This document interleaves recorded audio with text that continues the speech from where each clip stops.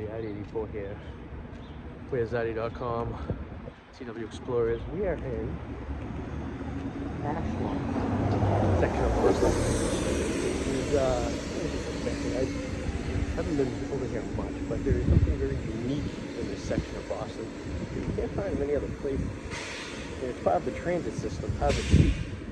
Now the red line starts up in Cambridge and makes it all its way down to this area. It splits at a certain point. One direction it goes to the South Shore, to Weymouth, to Braintree, and in the other direction it comes here, to Ashmont, and it ends here. So you think, but it doesn't. So what it really does is there's a connection to a trolley. Now this trolley is completely different than the regular red line train, and it's very unique. It's very old. It actually runs to a cemetery. So we're gonna actually check out the trolley today. We're gonna ride it a stop, and we're gonna see what's going on with the red line trolley. Now this trolley has like 5-6 stops. It goes from the Ashmont area where we are right now to Mattapan. But we're not gonna ride all the way to Mattapan. We're gonna ride it to the cemetery and back. Check it out. Part of the rapid transit, so it runs, you know, every 7 to 10 minutes. So let's check it.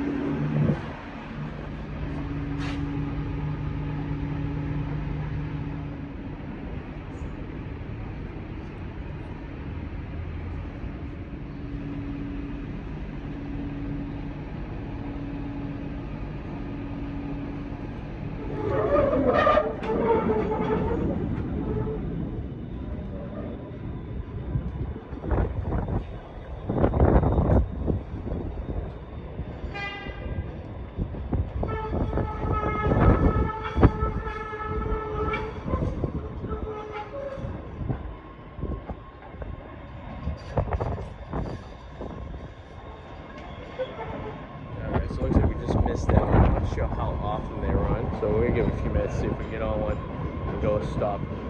But it's only, like, if you can see from the map, there's only 1, 2, 3, 4, 5, 6, 7, 8 stops, and they're fairly short.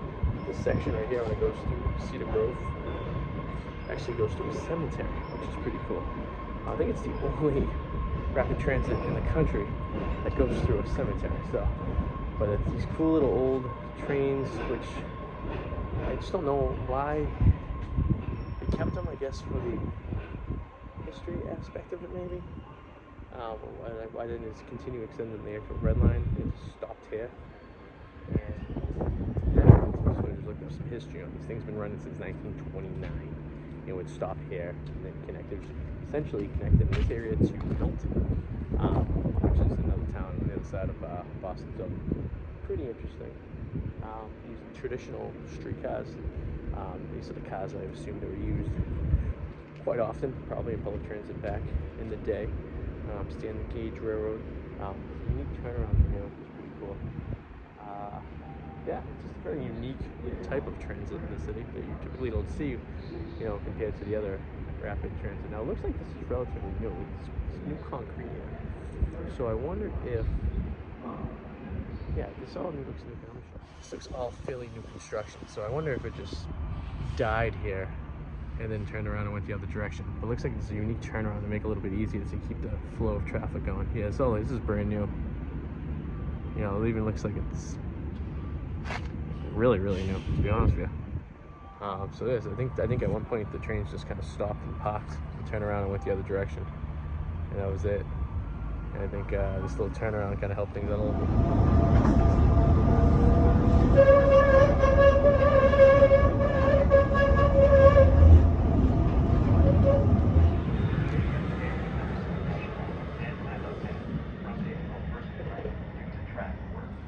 Visit MBTA.com/redline to learn more.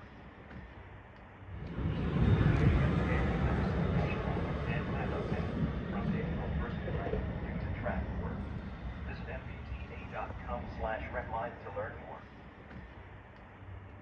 Alright, so I got off at the first stop. I just wanted to ride it. I have a lot of time today. I actually partied at the house back in the day. That's kind of how I knew this line existed. Was we were there at the party, and I was seeing one of these trains go by, and it was right here. So, coincidentally enough, and that was like 15 years ago. So, yeah, I'll show you something.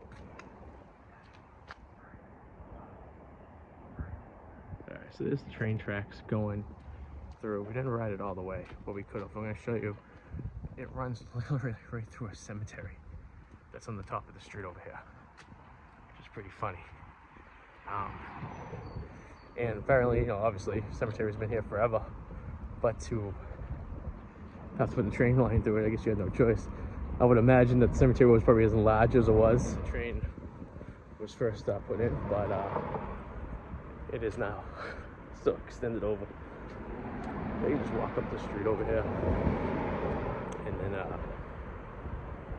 goes under this little overpass right here. There's the T symbol right there. This is the bridge, and then there's the cemetery. Cuts right through. You can see the tracks over there too. Pretty interesting. Now, I only recall being at this house maybe once. I don't even know if the same people live there that were there when I went there. Well, we're talking 15 years ago at least. So, but living in the house is very convenient because if you need to go into Boston, you jump on this train, you go one stop, jump on the red line, and you're all the way back. So, you know, it is what it is. But it's a very quiet neighborhood over here too. This is the Cedar. This is the Oak. Cedar Grove stop. And as you can tell, there's really nothing to it. First of all, there's no parking. This is not your typical T stop. No parking lot, nothing. This is strictly for people who live in this neighborhood. They have some e-bikes over there, or some rental bikes if you want to use. But for the most part, this is it. It's just a standard little station. Kind of you see on the green line on a few stops. You can actually see there's the Ashmont station over there. That's, I probably could have read it one more station, but it's alright. Train's coming in a minute anyway, so we don't have a lot of time today. So I just kind of wanted to show it, but yeah, tiny little station. You lived in this neighborhood, you walk over here, you do right on the train, and it runs like the green line, which is pretty cool. But yeah, that's literally the station we went on. We probably went a mile, not even half a mile maybe. So people ask, like, why do you even keep this part of the train even alive? And the reason is because it connects neighborhoods like this, and it connects to the neighborhood of Mattapan, which you wouldn't ordinarily have any transit to. So by restoring this trolley, you basically have access to other parts of the town and what you wouldn't. So, and it's minimal. These light rail trains, the electricity's up top. It's very safe, you know, doesn't worry about anyone getting hit. I don't think it crosses the road. I think it's completely on tracks at grade. So,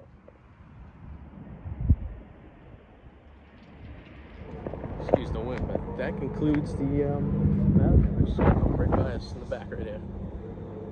Coming around the bend, right about now. There we are. High-speed railroad for Boston. Pretty good, huh? Old. It's 100 years old, I think. 100 years old in a few years. And like I said, it still connects a vital part of Boston to the rest of the city, which is needed. It's actually free. Now, I'm not sure if it was just today or whatever, but I bought a Charlie card just in case and didn't end up needing it. So, good thing about Charlie card is it is good till September of 26. So I have a year and a half to use it, which I will indeed use it in a year and a half. So there you go, something to think about right there. So that concludes this story. It's actually pretty cool. They're actually building this area up with apartments and stuff. It's making these train lines very feasible, which is good for the community overall. So they have a car park too. You can go in here. It looks like you can lock your bike up. I'm not sure how these work, but tap access card here.